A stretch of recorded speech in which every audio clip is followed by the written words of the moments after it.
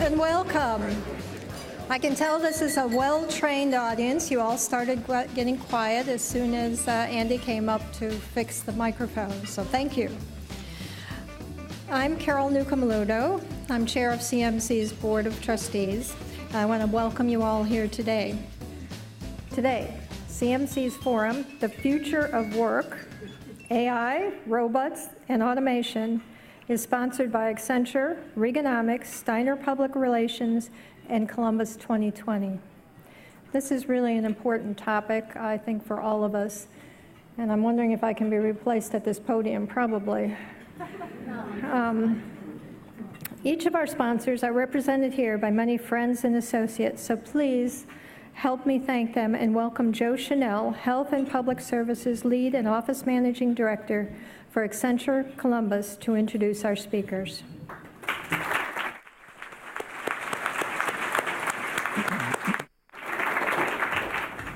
All right, thank you, Carol. Accenture is proud to support the mission of the Metropolitan Club to provide meaningful conversations and community conversations on important topics like this week. With innovation at our core, I can tell you that Accenture is particularly excited about today's topic and our VIP guests. We look forward to the exploration of artificial intelligence, automation, and how these rapidly evolving technologies will impact the future of jobs, policy, education, and through the United States and throughout the world. So let's hear from our experts. Please welcome first Darrell West, founding director of the Center for Technology Innovation at Brookings, Washington, D.C., Ohio farm boy like myself, migrated east. Maybe he'll come back someday. Second, not to be outdone, my friend Dr. David Harrison, president of Columbus State Community College.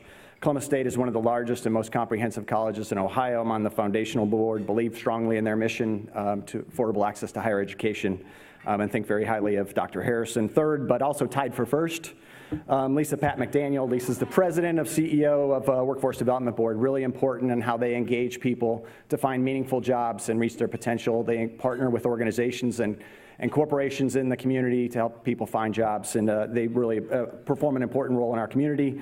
Darrell will start us off with his opening remarks. Dr. Harrison will lead the panel, and Darrell, the podium is yours. Thank you for having us today. Okay. Thank you. Thank you very much. It's a pleasure to be back in Columbus. I'm actually a native Buckeye who grew up north of Cincinnati on a dairy farm. I also graduated from Miami University, so it's fun to get back to Ohio. I should give a shout out to my good friend Gene Krebs, who is here. Gene and I went to high school together. Used to be a state representative from Preble County. We both know a lot of really bad stories about each other, but we've agreed to keep our mouths shut. So today I'm going to talk about the future of work and the impact of emerging technologies, and it's based on a book that just came out entitled The Future of Work. And what I argue in the book is that we're about to undertake an unprecedented era of technology innovation. The pace of innovation is going to accelerate. We're going to see it in terms of autonomous vehicles, and I know there's a lot of interest here in Columbus in next generation transportation, and Honda has a big presence here. Uber has already ordered 24,000 autonomous vehicles with delivery starting next year. So we're not talking about that self-driving car revolution taking place 5 or 10 years from now. Literally next year, in many places around the country, you're going to see them on the road. Ditto in terms of robotics. There have been amazing advances in that field. About a month ago, I was in California and gave a talk at Google X, which is the futuristic arm of Google, and they're very excited about robotics and some of the opportunities there. And then, of course, artificial intelligence also is taking off and being deployed in many sectors, finance, healthcare, education, and elsewhere.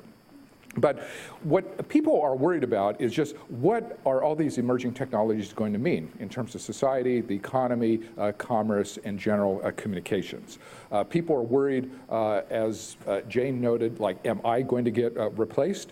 I was telling Jane, fortunately, he and I are old enough, we don't have to worry about this. But if you're under the age of 40, during your adult lifetime, you will see certain workforce ramifications. I think one of the best studies, there have been wildly differing estimates from a 10% workforce impact up to over 50%. But I think the best study is by McKinsey, and they are projecting that 5% of current jobs are fully automatable. But then they go on to add that 30% of the activities in 60% of jobs are going to be subject to automation.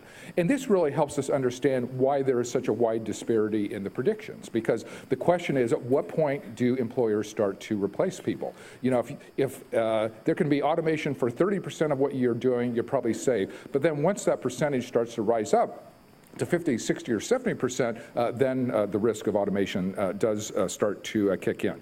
But I think beyond the issue of job impact, we also have to think about the possible impact on incomes as well as benefits. Because at the same time that we're going through this era of technology revolution, we're also seeing big changes in business models, the rise of the sharing economy.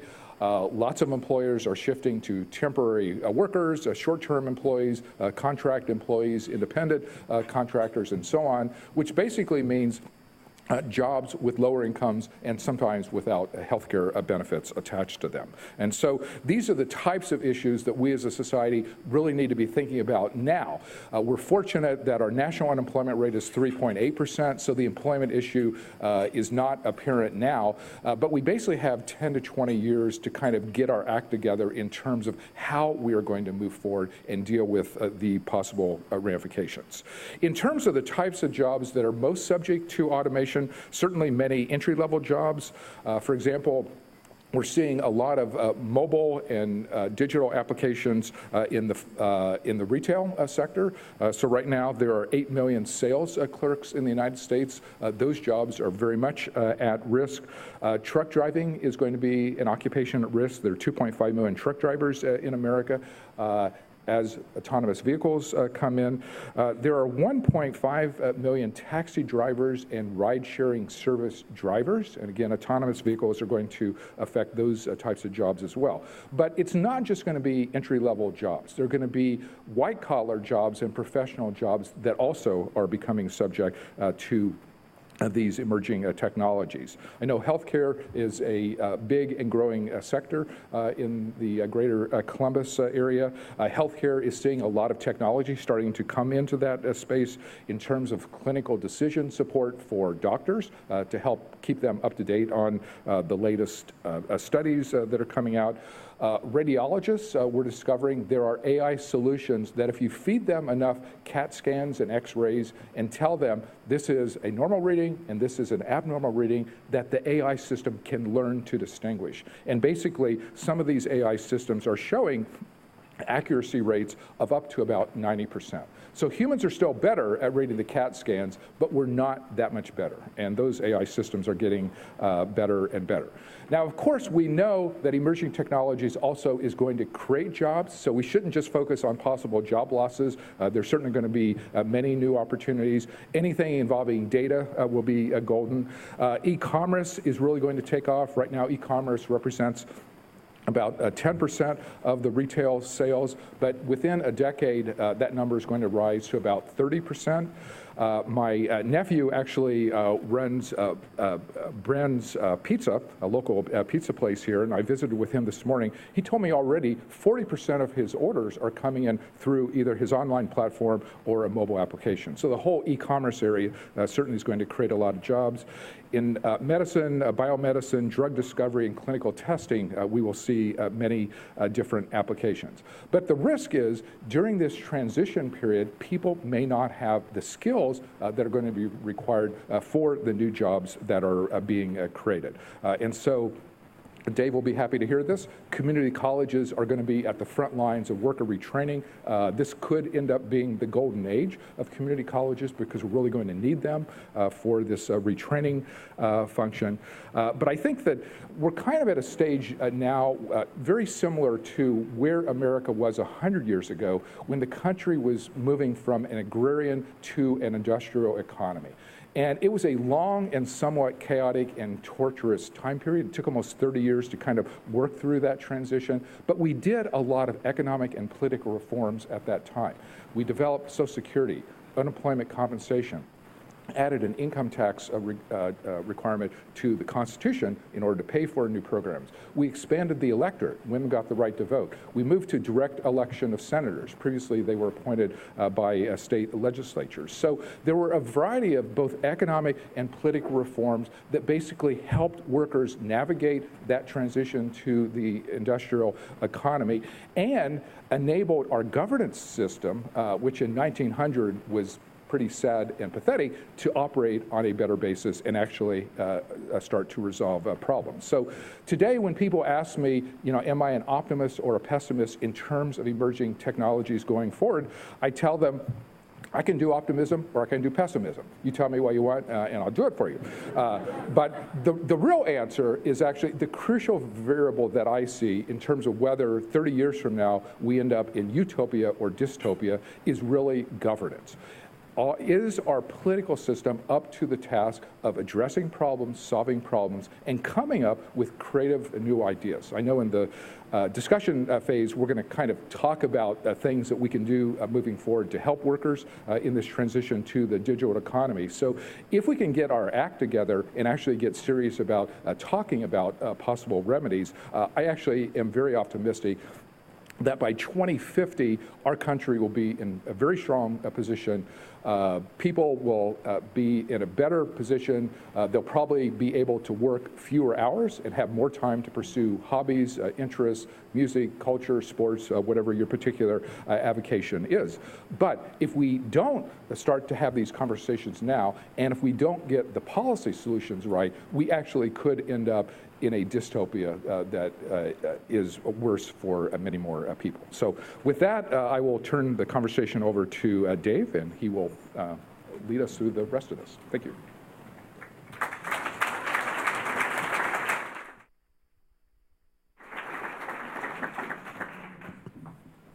I'll be the first to weigh in. We prefer optimism.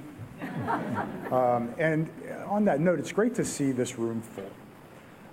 Thank you for taking the time to be part of this important discussion. At Columbus State, the future of work really has become thematic for our own leadership and strategic work.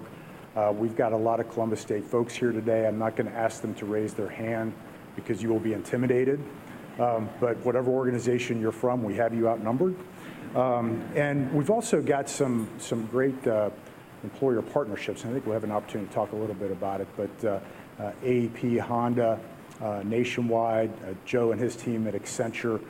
We've got folks leaning in to help figure this out in Central Ohio now. And really, Darrell, want to hear from you as to how we can accelerate work that's already happening. I do want to bring Lisa Patt-McDaniel into the conversation to start. And Lisa, just ask, is there anything that surprised you based on reading Darrell's book or what he just had to say? Really good the book was, I think. So.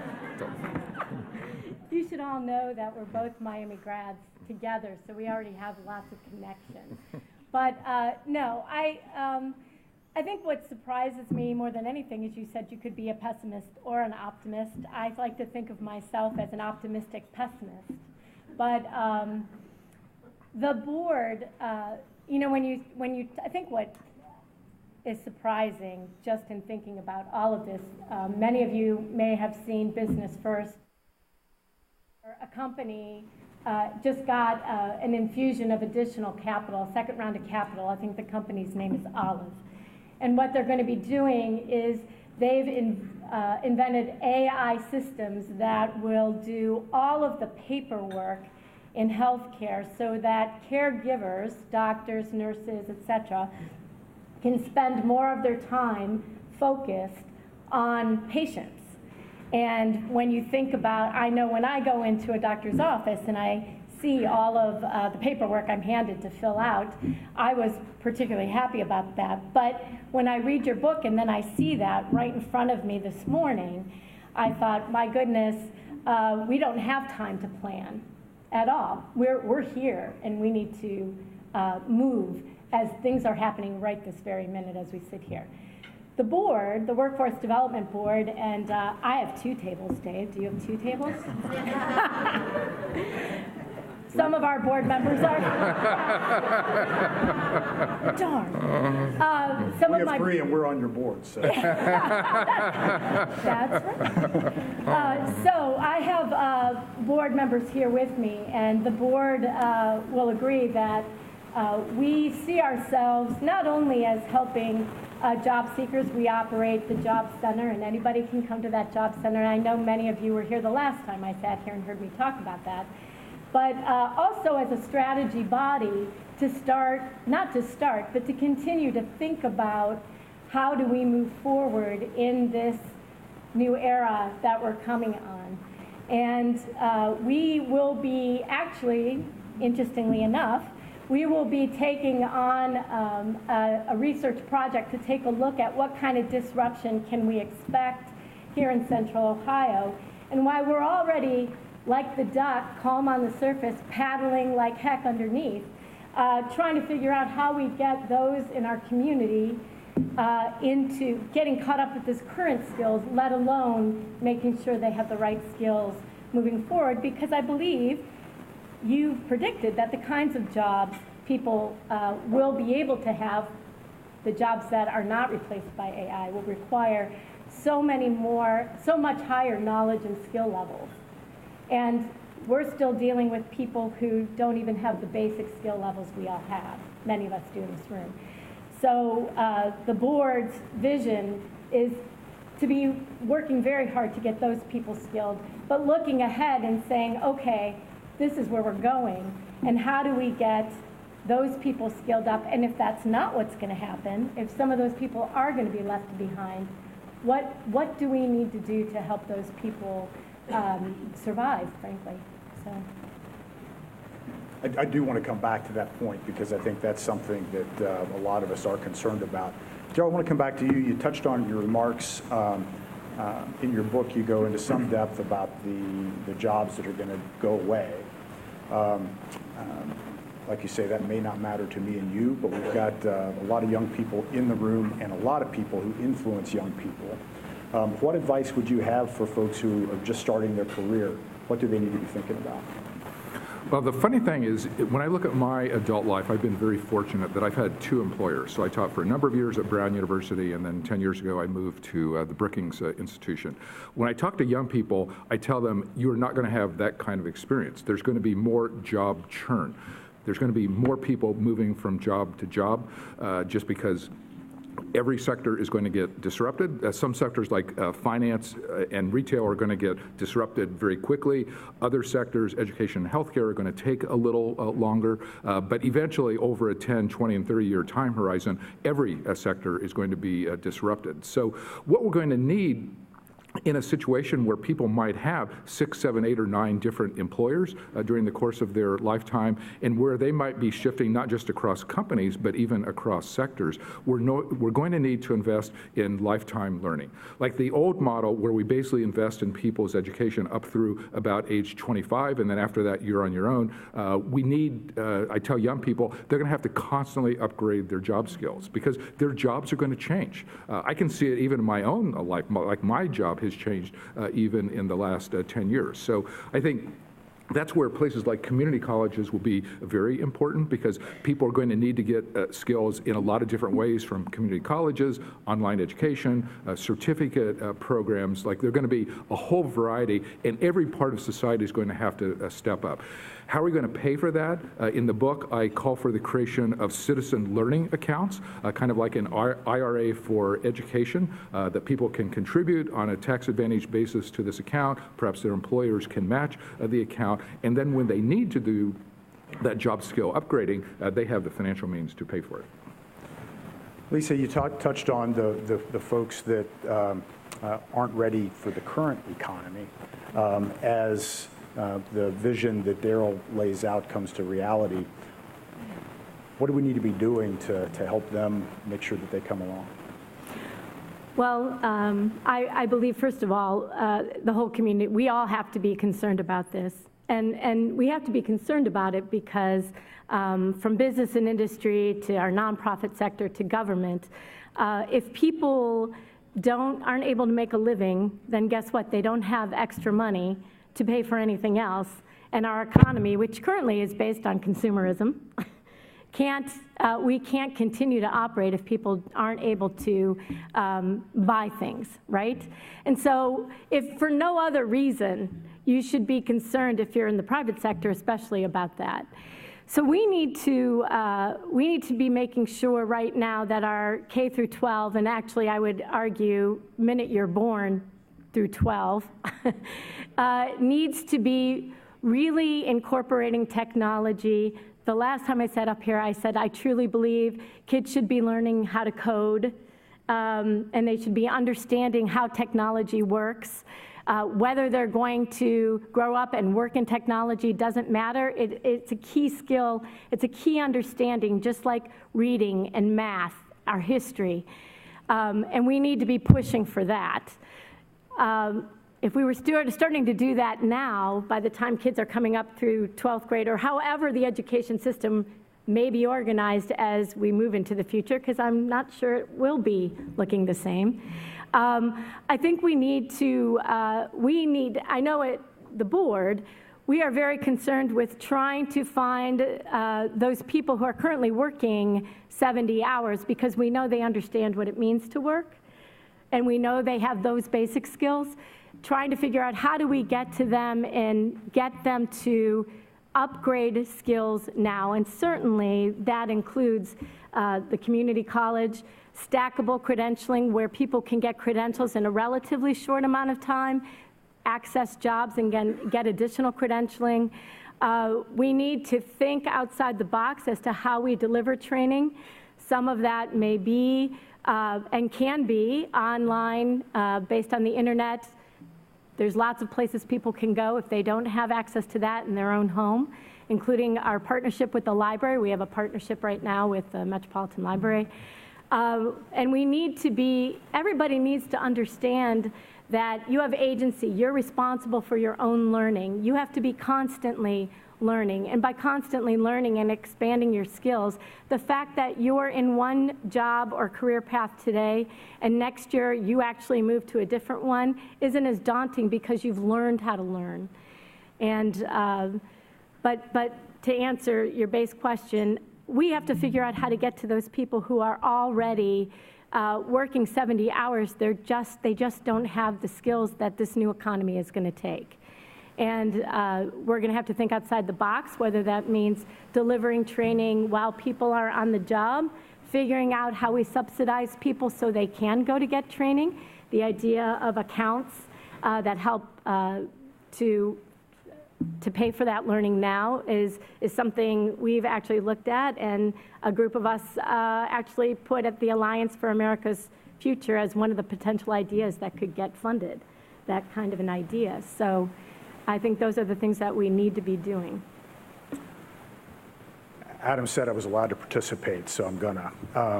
We do have, I think, a really good foundation. We got miles to go, but we're off to a good start in a lot of key areas in Central Ohio. At Columbus State, we talk about not helping students get jobs, but helping them prepare for the second job. Just think about your own careers. It's really the second job that really got you independence, that really got you launched into a field that matters. One of the issues is those first jobs are going away. And the second job then becomes the first job, and that gap gets even broader. We've got employers who are actively engaged in this. They recognize it. They're working with us to identify, look, in 12 to 24 months, these jobs are likely to go away or be dramatically changed. These are good people that are in these jobs. How can we partner with Columbus State to close that gap with regard to current employees? One of the sources is, again, props to our employers for thinking creatively. Employer tuition reimbursement is really an important part of this, and I think more and more of them are starting to see this as a strategic benefit, certainly to employees, but also to help close the talent gap in their firms, but then also in the community. It calls a broader question, though, that you talk a lot about, Darrell. There are already structural inequities in the current system. In Columbus, we are proud of the economic growth we've had, but we know we've still got income inequality and economic mobility issues. you make a pretty compelling case that if we do nothing, those are going to get worse fast. What should we do to address that if we know that's coming? No, you're exactly right. Inequality issues are a big challenge going forward, and they actually could get worse before they get better. Part of the issue is geographic disparities across the regions. Like, if you look at venture capital investments right now nationwide, 3/4 of the VC money goes into 3 states, California, New York, and Massachusetts. And so, all these areas in between, the Midwest, the Rocky Mountain states, the Deep South states, are just not attracting sufficient venture capital. And to the extent that venture capital predicts future economic activity, this becomes very important. My colleagues in our Metropolitan Studies program at Brookings did a study.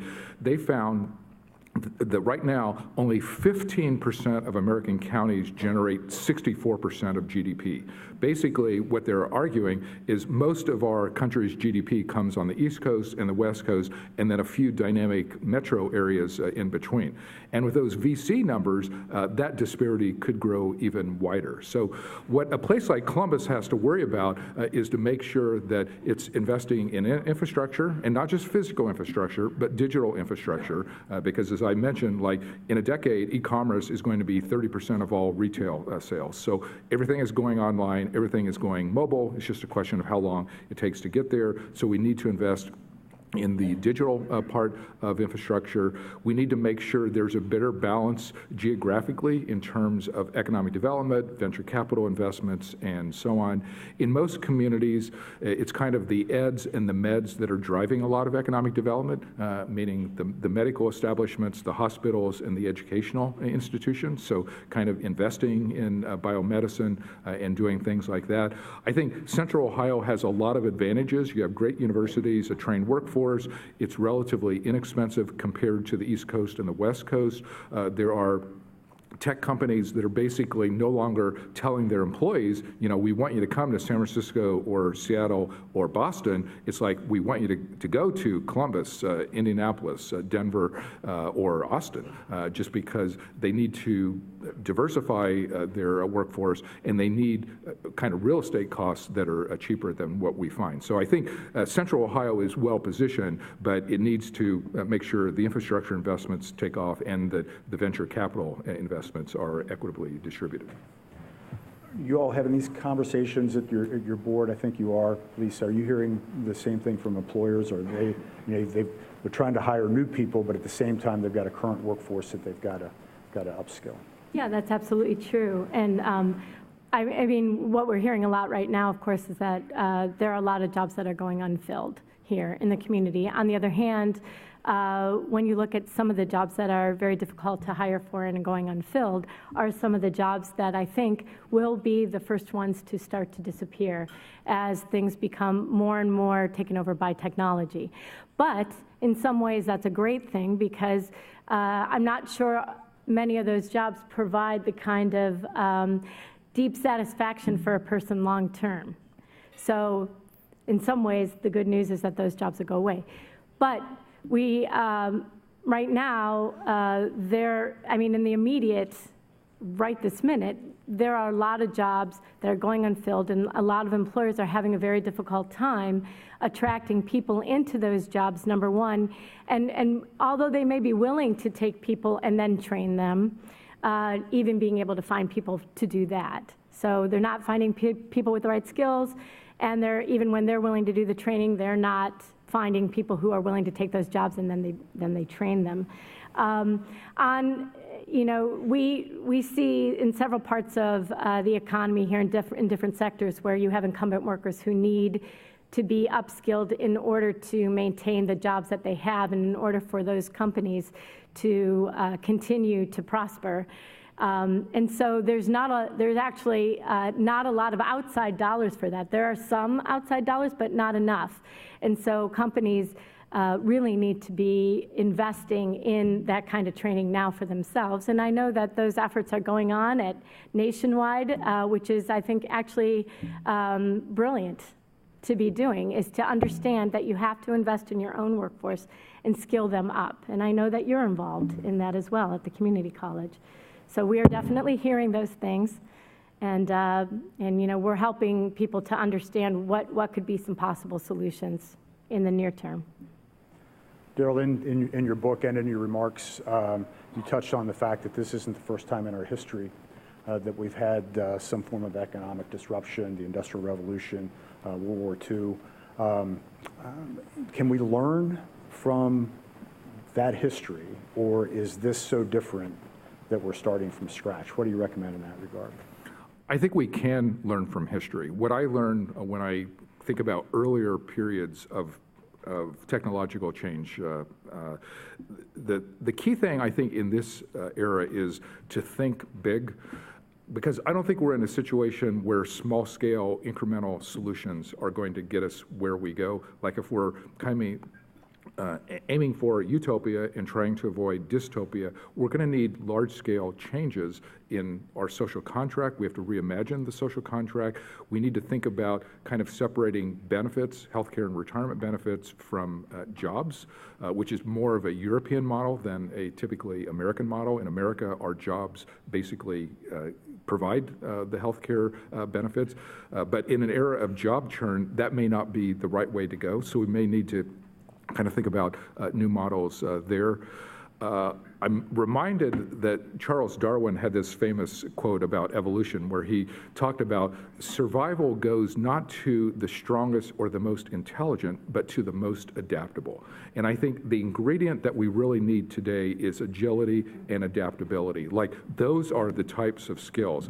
And it's not just the skills, but in terms of our creative imagination, we just need to be more agile. And I think what makes me optimistic going forward is just thinking historically, like, our country faced great challenges at many points over the last 200 years, and on almost every occasion, we stepped up and we were creative. We made major changes, we did the right thing, and our country emerged in a much stronger position. There is no reason why, even though I think the workforce disruptions are going to be substantial in the next 1 to 2 decades, they are perfectly within our means to handle. They're not so substantial that we can't deal with them. It's a question of will, it's a question of creativity, and it's a question of agility. And do you think it's, just to add on, do you think it's also how quickly we are willing to do that now, to start to abandon and move towards that change, like now, not waiting for it to hit us? And that's what I'm afraid, you know, when we talk about, even now when we talk about higher education as an example, and changing that mentality that everyone should go to a 4-year college, which I did, and I wanted, my daughters did, and I was happy about that. But to start to abandon those kinds of thinkings for new thinking, knowing that, yes, that's not what we experienced, but that's not what our children and our children's children will need to experience. They're going to have to do things a completely different way, and we've got to let go of, in some cases, our own nostalgia for the way we did it to make sure that they move forward in a new and different way and help them to embrace that. And us too, although I'm over 40, so I guess I don't have to worry about this stuff either. I thought there's a positive about being over 40. Who knew? You're okay. You don't have to worry about it. Oh, thank you. But you're right that if we start to think about the changes that are necessary, and if we start to make them now, it's actually going to be pretty easy. Because when you look at the adoption scale of the various things I'm talking about, autonomous vehicles, robots, AI, and so on, it's going to take a while. Basically, we have 30 years to get this right.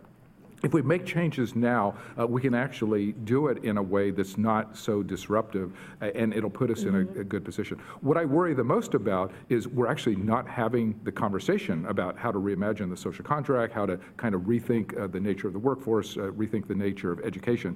If we wait 10 years, the problem gets a lot more serious. If we wait to 2040, the problem is like a full-force hurricane at that point, and then our ability to deal with it, the problem may be too big. So that's the reason I wrote the book now, because we need to start those changes right now. Quick point of business, it's an important part of the CMC process for audiences to participate. So we'll move to a Q&A here shortly. If you do have a question for anyone on our panel, please line up in front of one of the microphones. I think there's one back there. I want to come back to your book, Darrell. You paint a picture that politics is going to play an important role in getting this right. I don't want to say it was a bleak picture, but it wasn't on the optimistic side of your point. But we do feel pretty good about the assets we have in Columbus and in Central Ohio, and we talk openly about the Columbus way, where the public sector and the private sector are working closely together towards common ends. The private sector within the private sector are working closely together. There's a level of collaboration here that really is expected. It's part of our day job. How can we use that to our advantage? Or can there be a local response to something that really is public policy driven? I think Columbus is actually pretty well positioned in a lot of respects to deal with these issues, in the sense that I've been very impressed just in talking with people here, just the spirit of collaboration that exists, and just the fact that, you know, so many people came here today to hear a conversation like this that indicates a very forward-looking place. And I've heard stories about how government and business works well together here, which is not the situation in most major metropolitan areas, and it's certainly not the case in my hometown of Washington, D.C., as all of you well know.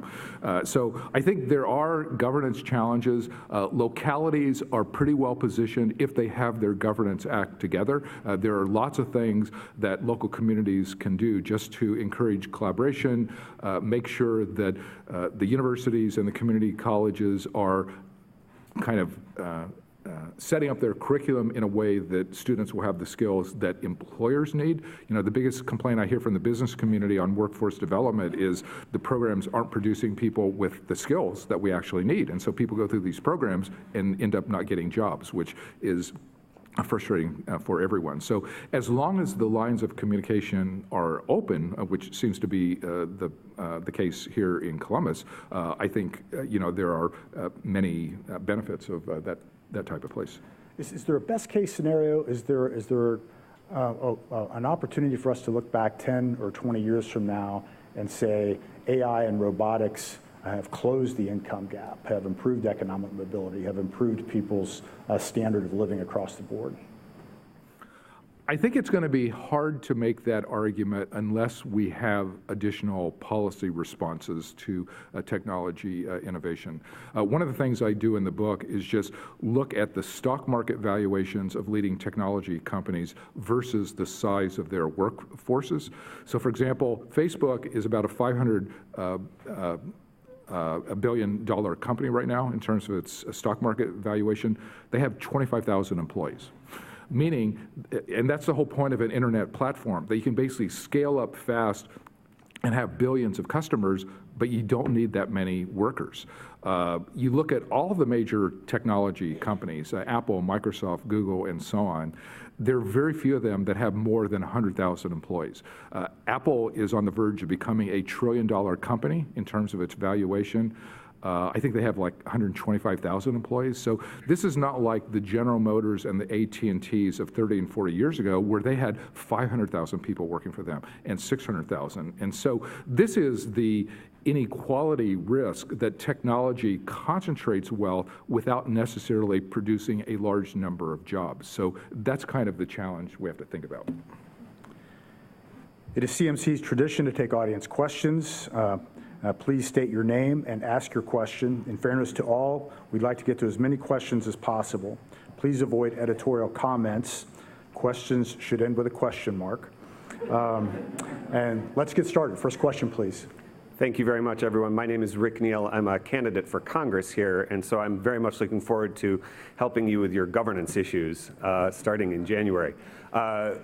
I'm happy to hear about you talk about disruption in particular, because I think that that's definitely something that we need to be concerned about. Here's my issue, and my question is about communities that have traditionally been left behind throughout our country's history, and in previous disruptions, I would assume will be left behind again unless we are proactive about it.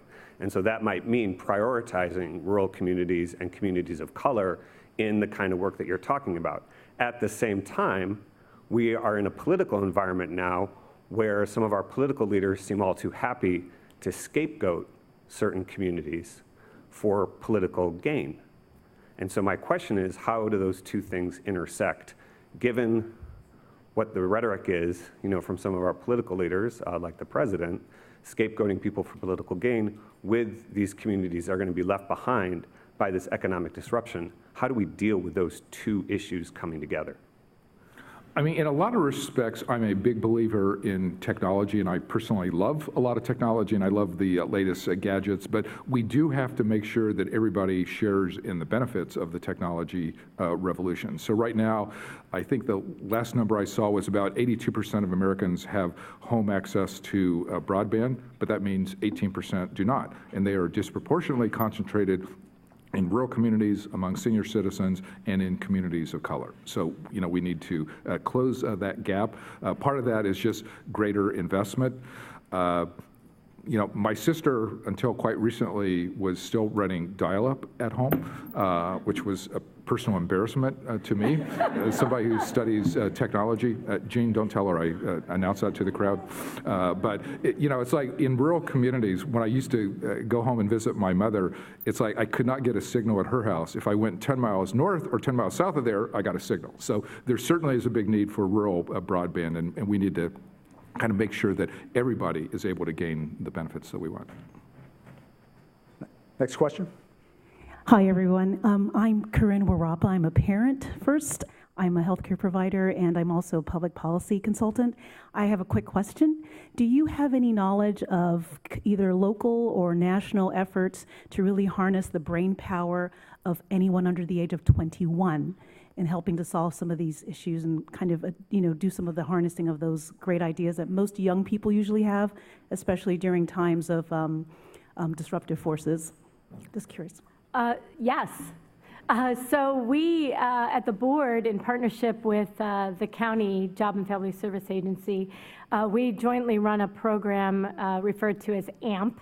But what it essentially is, it's a program, and we also, in school youth and students who have fallen out of school, so helping them to finish up school and get on a career path.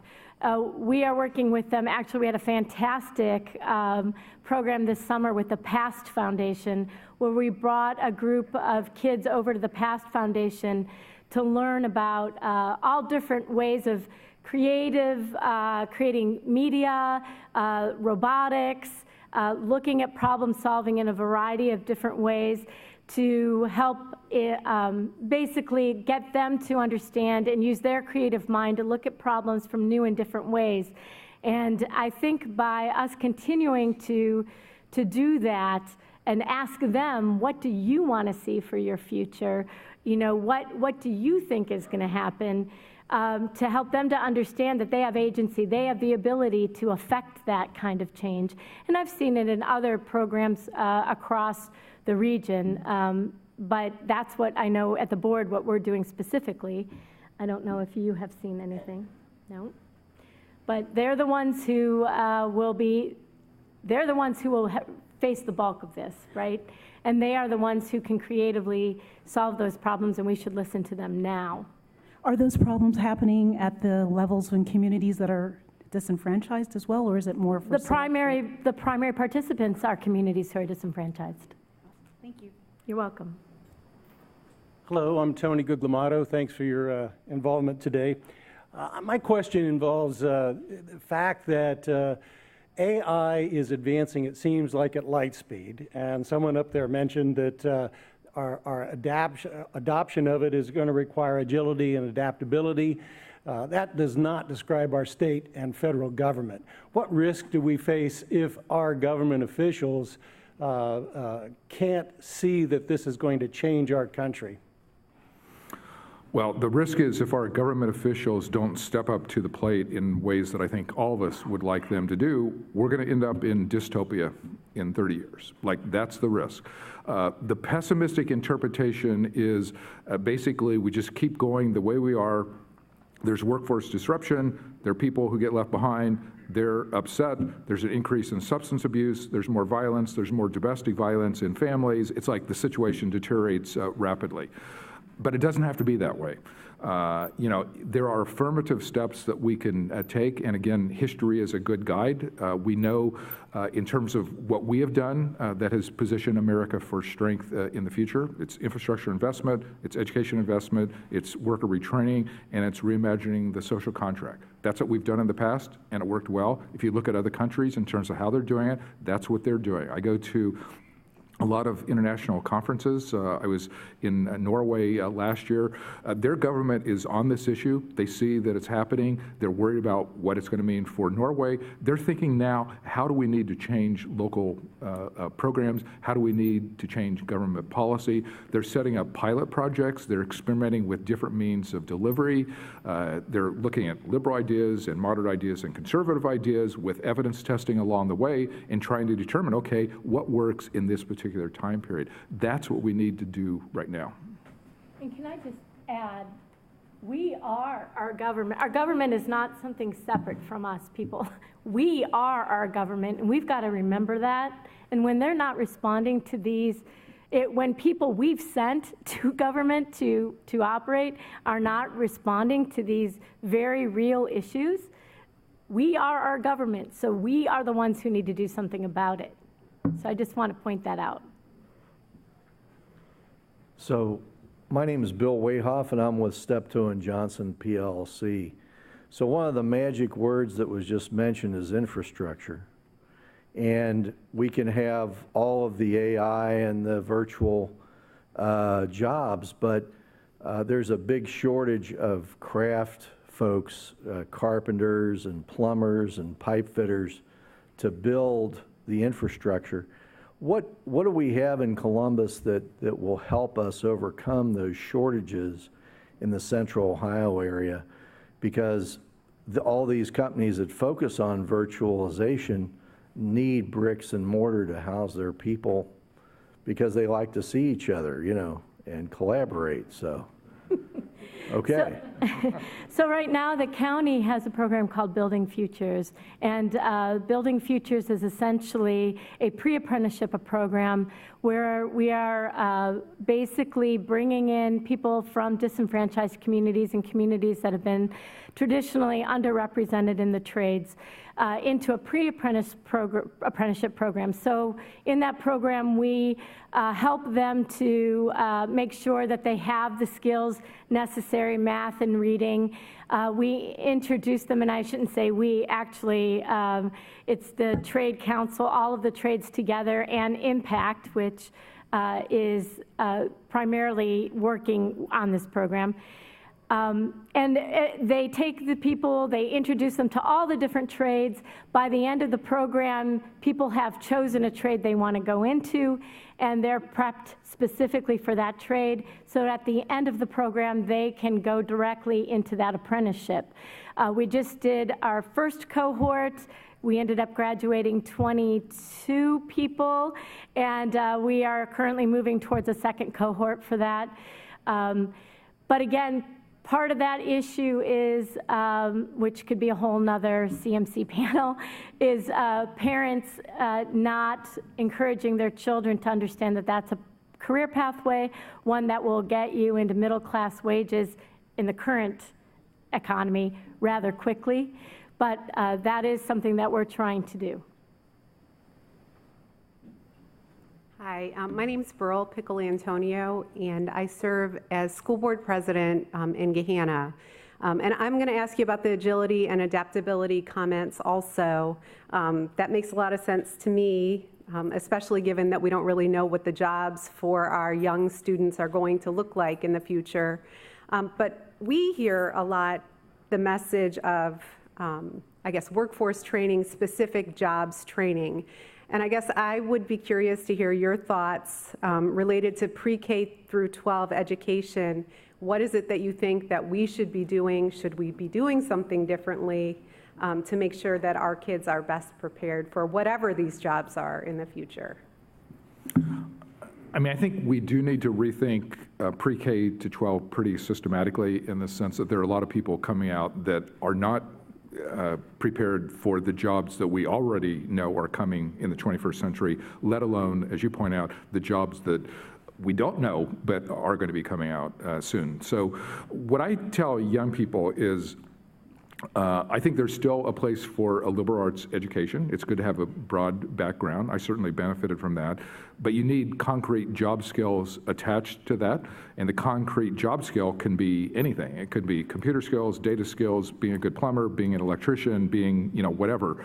We know that there's going to be a need for all those things. But the particular qualities that will be needed in the 21st century that is a little different than what we've had in the past is like skills of teamwork and collaboration and communications and cutting across disciplines and kind of ending the silos, because most problems today are interdisciplinary in nature, so you can't just hire one type of person and expect that person to have the skills and background necessary to solve the problem. It's like, increasingly companies are bringing together people from different kinds of backgrounds, forcing them to work together and trying to get creative solutions out of that. So it's like getting young people who are able to operate well in that type of setting, I think will be a big plus going forward.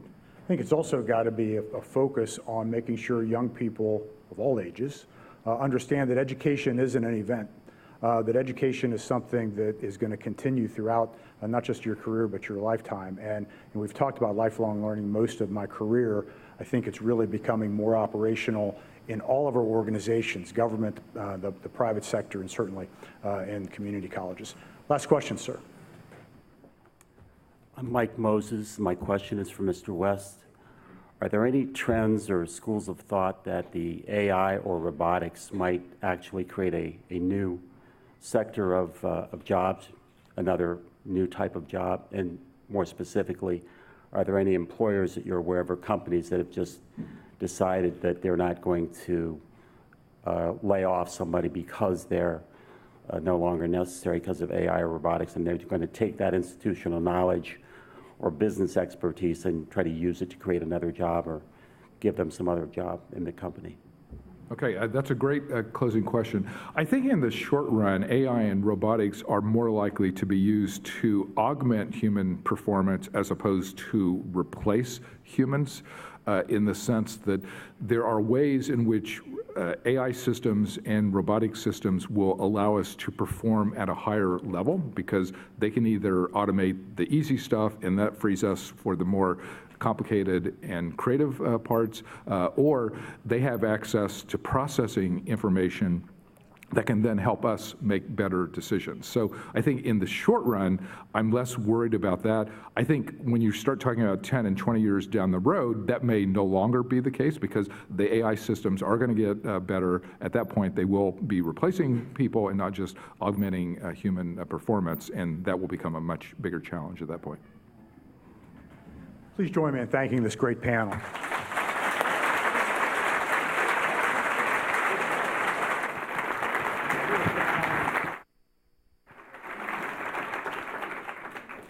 I hope you all enjoyed today's forum. I found it enlightening. I'm also now breathing a sigh of relief. I'm old enough I don't have to worry about being replaced too much, except my grandchildren might not agree with that.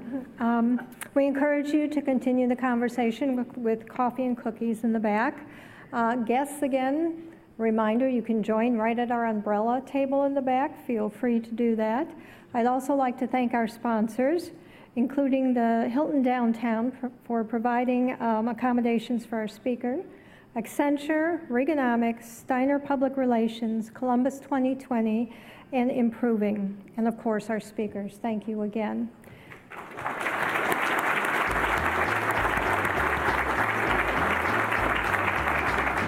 I hope to see you all next week.